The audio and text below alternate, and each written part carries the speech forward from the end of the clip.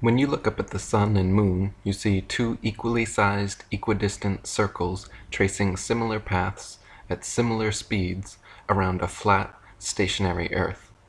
The experts at NASA, however, claim your common sense, everyday experience is false on all counts. To begin with, they say the Earth is not flat, but a big ball. Not stationary, but spinning around 19 miles per second. They say the sun does not revolve around the Earth as it appears, but Earth revolves around the sun. The moon, on the other hand, does revolve around the Earth, though not east to west as it appears, rather west to east, and the sun is actually 400 times larger than the moon and 400 times farther away. That's right. You can clearly see they are the same size and distance. You can see the Earth is flat. You can feel the Earth is stationary. But according to the gospel of modern astronomy, you are wrong and a simpleton worthy of endless ridicule if you dare to believe your own eyes and experience. With haughty arrogance, the nearest hypnotized heliocentrist will then inform you that the sun is 865,374 miles in diameter and 92,955,807 miles from the Earth. The moon is 2,159 miles in diameter and 238,900 miles from the Earth, and those just happen to be the exact diameters and distances necessary for a viewer from Earth to falsely perceive them as being the same size. So you see, silly flat earther, it is all an illusion, and the apparent equanimity of our day and night luminaries in the sky results from mere coincidental parallax perspective. The sun does not revolve around the Earth as it appears. Rather, the Earth spins 1,038 miles per hour under your feet and revolves 67,108 miles per hour around the sun. The moon does indeed revolve around the Earth, but not as it appears. Though it seems to move east to west, just like the sun and everything else in the heavens, the moon actually spins west to east at 10.3 miles per hour, while orbiting Earth at 2,288 miles per hour, which, combined with Earth's 1,038 mile per hour spin and 67,108 mile per hour orbit around the sun, coincidentally results in all motions perfectly canceling out, making the moon seem to move across the heavens with similar path and similar speed as the sun, while always only showing us one side of its surface and perpetually hiding its dark side. Bernard Brewer said, "The moon presented a special math problem for the construction of the heliocentric model. The only way to make the moon fit in with the other assumptions was to reverse its direction from that of what everyone who has ever lived has seen it go. The math model couldn't just stop the moon like it did the sun, that wouldn't work. And it couldn't let it continue to go east to west as we see it go either, at the same speed or at a different speed. The only option was to reverse its observed east to west direction and change its speed from about 64,000 miles an hour to about 2,200 miles an hour. This reversal, along with the change in speed, were unavoidable assumptions that needed to be adopted if the model was to have any chance of mimicking reality." And Marshall Hall said, "They want you to believe that the moon's rotation is perfectly synchronized with its orbit, so that's why we only ever see one side of the moon, rather than conclude the obvious, that the moon is simply not rotating. Moreover, they had to slow down the moon's speed by 58,870 miles per hour and reverse its direction to west to east to successfully sell their phony heliocentricity system to a gullible public. I don't think there is one person in many, many thousands, regardless of education, who knows that the Copernican model had to turn the moon's observable direction around and give it a new speed to accommodate the phases and eclipses." William Carpenter said, "Astronomers tell us that the moon goes round the Earth in about 28 days. Well, we may see her making her journey round every day if we make use of our eyes, and these are about the best things we have to use. The moon falls behind in her daily motion as compared with that of the sun, to the extent of 1 revolution in the time specified. But that is not making a revolution. Failing to go as fast as other bodies go in one direction does not constitute a going round in the opposite one, as the astronomers would have us believe. And since all this absurdity has been rendered necessary for no other purpose than to help other absurdities along, it is clear that the astronomers are on the wrong track. There are several theories about the relative size and distance of the sun and moon, all with their points of evidence and points of contention. Flat earthers throughout the ages have used sextants and plane trigonometry attempting to make such calculations, usually concluding the sun and moon both to be only about 32 miles in diameter and less than a few thousand miles from Earth. Perhaps the least plausible model, certainly the most exaggerated and imaginative, is the reigning heliocentric theory, claiming the sun to be a whopping 865,374 miles in diameter, 92,955,807 miles from the Earth, and the moon 2,159 miles in diameter, 238,900 miles from the Earth. Heliocentrists' astronomical figures always sound perfectly precise, but they have historically been notorious for regularly and drastically changing them to suit their various models. For instance, in his time, Copernicus calculated the sun's distance from Earth to be 3,391,200 miles. The next century, Johannes Kepler decided it was actually 12,376,800 miles away. Isaac Newton once said, "It matters not whether we reckon it 28 or 54 million miles distant, for either would do just as well." How scientific! Benjamin Martin calculated between 81 and 82 million miles. Thomas Dilworth claimed 93,726,900 miles. John Hine stated positively 95,298,260 miles. Benjamin Gould said more than 96 million miles, and Christian Mayer thought it was more than 104 million. Thomas Winship says, "As the sun, according to science, may be anything from 3 to 104 million miles away, there is plenty of space to choose from. It is like the showman and the child. You pay your money for various astronomical works, and you take your choice as to what distance you wish the sun to be. If you are a modest person, go in for a few millions, but if you wish to be very scientific and to be mathematically certain of your figures, then I advise you to make your choice somewhere about 100 millions. You will at least have plenty of space to retreat into should the next calculation be against the figures of your choice. You can always add a few millions to keep up with the times, or take off as many as may be required to adjust the distance to the very latest accurate column of figures. Talk about ridicule. The whole of modern astronomy is like a farcical comedy, full of surprises. One never knows what monstrous or ludicrous absurdity may come forth next. You must not apply the ordinary rules of common sense to astronomical guesswork. No, the thing would fall to pieces if you did. Regiments of figures are paraded with all the learned jargon for which science is famous, but one might as well look at the changing clouds in the sky and seek for certainty there, as to expect to get it from the propounders of modern astronomy. But there is no means of testing these ever-changing, never-stable speculations and bringing them to the scrutiny of hard logic and fact. Indeed there is.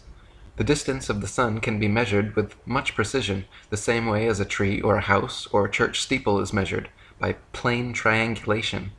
It is the principle on which a house is built, a table made, or a man-of-war constructed. The sun is always somewhere between the tropics of Cancer and Capricorn, a distance admitted to be less than 3,000 miles.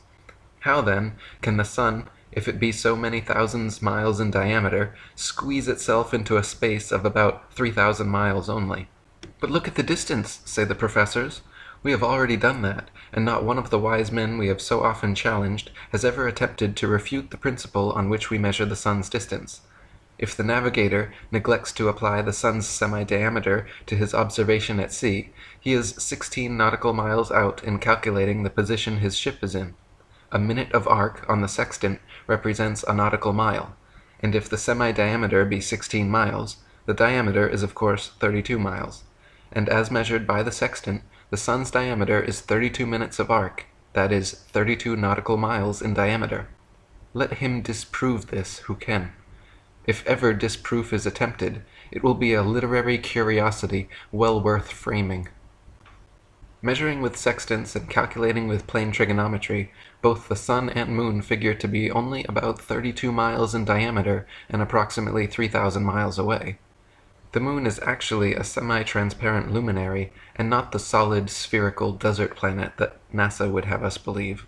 In fact, it is likely that both the sun and moon are not densely physical at all and are simply luminous flat disks able to pass by or through one another during eclipses. E. Eschini said, "The results of recent research prove that the heavenly luminaries are not worlds, but lights, and should cause all men who have been led to accept as proven Copernicus's theory of the motions of the earth to reconsider this subject." Gabrielle Henriette said, "The satellites of the earth are not masses of matter.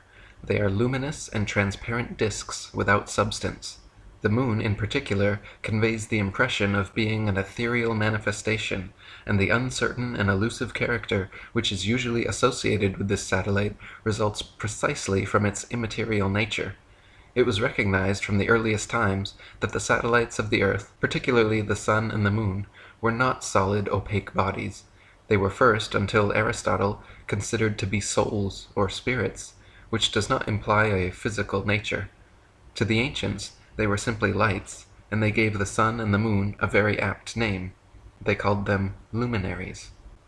In the flat Earth model, the sun and moon luminaries revolve around the Earth once every 24 hours for the sun, and approximately 25 hours for the moon, illuminating like spotlights the areas over which they pass. The sun's annual journey from tropic to tropic, solstice to solstice, is what determines the length and character of days, nights, and seasons. This is why equatorial regions experience almost year-round summer and heat, while higher latitudes north and especially south experience more distinct seasons with harsh winters. The heliocentric model claims seasons change based on the ball Earth's alleged axial tilt and elliptical orbit around the sun. Their flawed current model even places us closest to the sun, 91,400,000 miles, in January, when it is actually winter, and farthest from the sun, 94,500,000 miles, in July, when it's actually summer throughout much of the Earth. They say due to the ball Earth's tilt, different places receive different amounts of direct sunlight, and that is what produces the seasonal and temperature changes. This makes little sense, however, because if the sun's heat travels over 90 million miles to reach the ball Earth, how could a slight tilt, a mere few thousand miles maximum, negate the sun's 90 million mile journey, giving us simultaneous tropical summers and Antarctic winters? Thomas Winship said, "The Earth is a stretched out structure which diverges from the central north in all directions towards the south. The equator, being midway between the north center and the southern circumference, divides the course of the sun into north and south declination. The longest circle around the world which the sun makes is when it has reached its greatest southern declination. Gradually going northwards, the circle is contracted. In about 3 months after the southern extremity of its path has been reached, the sun makes a circle around the equator. Still pursuing a northerly course as it goes round and above the world, in another 3 months the greatest northern declination is reached, when the sun again begins to go towards the south. In north latitudes, when the sun is going north, it rises earlier each day, is higher at noon, and sets later, while in southern latitudes at the same time, the sun as a matter of course rises later, reaches a lesser altitude at noon, and sets earlier. In northern latitudes, during the southern summer, say from September to December, the sun rises later each day, is lower at noon, and sets earlier, while in the south he rises earlier, reaches a higher altitude at noon, and sets later each day. This movement round the earth daily is the cause of the alternations of day and night, while his northerly and southerly courses produce the seasons. When the sun is south of the equator, it is summer in the south and winter in the north, and vice versa. The fact of the alternation of the seasons flatly contradicts the Newtonian delusion that the earth revolves in an orbit around the sun. It is said that summer is caused by the earth being nearest the sun, and winter by its being farthest from the sun. But if the reader will follow the argument in any textbook, he will see that according to the theory, when the earth is nearest the sun, there must be summer in both northern and southern latitudes, and in like manner, when it is farthest from the sun, it must be winter all over the earth at the same time, because the whole of the globe earth would then be farthest from the sun. In short, it is impossible to account for the recurrence of seasons on the assumption that the earth is globular and that it revolves in an orbit around the sun. Gabrielle Henriette said, "The essential feature of the year is its division into 2 equal periods of 6 months, based first on the predominating length of the days over that of the nights, and vice versa, conditions which are governed by the varying hours of sunrise and sunset, and secondly, by the either high or low height reached by the sun in the heavens at midday. The first cycle, during which the days are longer than the nights, and the sun reaches its culminating point of the year, extends from the spring equinox to the autumn equinox, i.e. March 21st to September 22nd, and the second cycle, during which, inversely, the duration of the nights exceeds that of the days, and the sun descends to its lowest point of the year, extends from the autumn equinox to the spring equinox, i.e. September 23rd to March 20th. These 2 6-month periods are also characterized by an opposition of temperature. During the first cycle, which corresponds to spring and summer, the heat gradually rises and falls, while during the second cycle, which comprises autumn and winter, it is the intensity of the cold which progressively increases and decreases. In the flat Earth model, the sun and moon spotlights are perpetually hovering over and parallel to the surface of the Earth. From our vantage point, due to the law of perspective, the day and night luminaries appear to rise up the eastern horizon, curve peaking high overhead, and then sink below the western horizon. They do not escape to the underside of the flat Earth, as one might imagine, but rather rotate concentric clockwise circles around the circumference from tropic to tropic. The appearance of rising, peaking, and setting is due to the common law of perspective, where tall objects appear high overhead when nearby, but at a distance gradually lower towards the vanishing point. Samuel Rowbotham said, "Although the sun is at all times above and parallel to the earth's surface, he appears to ascend the firmament from morning until noon, and to descend and sink below the horizon at evening. This arises from a simple and everywhere visible law of perspective.